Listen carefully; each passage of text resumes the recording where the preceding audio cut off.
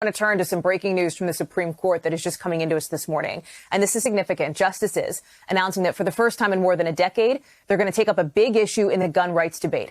How much protection does the Second Amendment give you for carrying a gun outside the home? I want to bring in NBC News Justice correspondent Pete Williams. Pete, give us some background on this case and what the Supreme Court taking it up might mean down the road.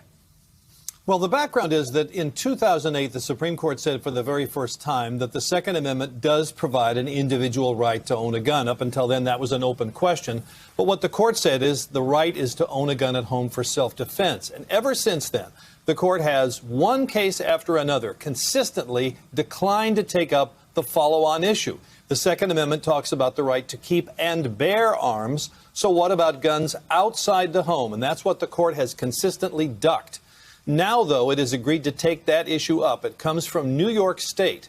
In New York, there is a law against carrying openly carrying guns in public, but you can get a permit to carry a concealed weapon.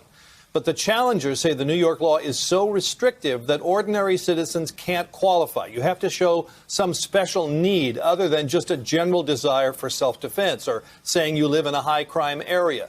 So the Supreme Court has agreed now to take this case. It'll be argued next fall. Does that violate the Second Amendment? Interestingly, of course, what has changed since all the years that the court has ducked this issue is that we now have a more conservative court than we've had in decades with 3 Trump appointees, most notably with the appointment of Amy Coney Barrett, who's been more receptive to arguments that the Second Amendment does provide more expansive protection than what the Supreme Court initially said. So this is a big deal case. It's the first big case on the Second Amendment rights since 2008 that the court will jump into. And of course, it comes at a time in our nation's history when there's more and more concern about gun violence. So it's an interesting confluence of events here. And as I say, the court will take this case up in the fall when the new term begins in October, probably argued maybe in October or November.